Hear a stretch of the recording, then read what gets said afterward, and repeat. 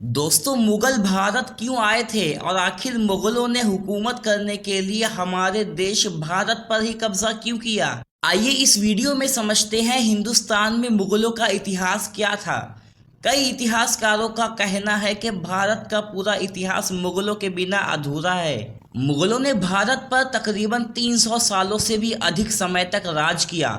बाबर, अकबर और शाहजहां से लेकर बहादुर शाह जफर तक कई मुगल शासकों ने दिल्ली की राजगद्दी को संभाला और दिल्ली से ही पूरे हिंदुस्तान पर राज किया। लेकिन सबसे बड़ा सवाल ये आता है कि मुगलों ने इतना बड़ा साम्राज्य स्थापित कैसे किया।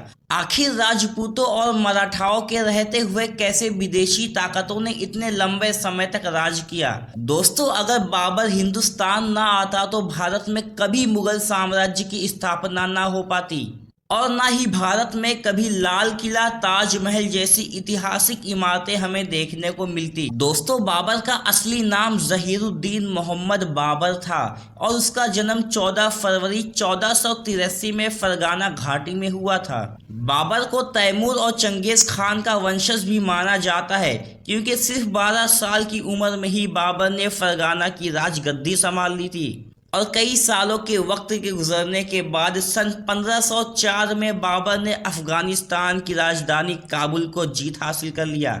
लेकिन बाबर सिर्फ काबुल से संतुष्ट होने वाला नहीं था, वो अपनी साम्राज्य का विस्तार करना चाहता था। बाबर का मानना था कि अगर उसे बहुत बड़ी साम्राज्य की स्थापना करनी है तो उसे धन दौलत की भी जरूरत पड़ेगी। उस वक्त भारत से ज्यादा धन शायद ही किसी देश में होगा। सन 1525 में भारत में घुसकर राज्य करने की योजना बनाकर बाबर ने भारत में एंट्री कर ली। उस वक्त हिंदुस्तान में लोधी वंश के राजा इब्राहिम लोधी की हुकूमत चल रही थी।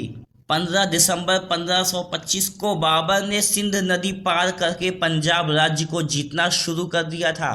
बाबर के पास 12,000 सैनिकों की टोली के साथ तोपखाने और बारूद भी थे। बैटल ऑफ पानीपत भारत की धरती पर लड़ा गया पहला युद्ध था जिसमें गन पाउडर का इस्तेमाल किया गया था। बाबर ने इब्राहिम लोधी को ललकारना शुरू कर दिया था। उसने दुश्मन के इलाके में एक खाई खुदवाई थी जिससे दुश्मन की सेना ज्यादा फैलाव ना कर सके। जंग की शुरुआत होते ही लड़ाई के बीच लोधी की सेना के कई लोग खाई में गिर गए और दूसरी तरफ बाबर ने तोप चलाने का ऐलान भी करवा दिया था। तोप की आवाज के कारण लोधी की सेना में मौजूद बड़े बड़े हाथी अपना संतुलन खो बैठे और अपने ही सिपाहियों को नुकसान पहुंचाना शुरू कर दिया। कई घंटों के युद्ध के बाद शाम होते ही लोधी मारा गया और बाबर को पानीपत की जंग में जीत हासिल हुई। इस युद्ध में जीता हुआ पैसा और दौलत बाबर ने वहां के लोगों और प्रजा में बांट दिया था, जिसकी वजह से प्रजा ने बाबर को एक महान राजा के रूप में स्वीकार किया। सन 1526 में 43 साल की उम्र में बाबर ने दिल्ली में मुगल सल्तनत की स्थापना की थी और यहीं से हिंदुस्तान में मुगल सल्तनत का परचम बुलंद हुआ था। दोस्तों, इसी तरह की इंफॉर्मेशन वाली वीडियोस के लिए हमारे चैनल को सब्सक्राइब करें।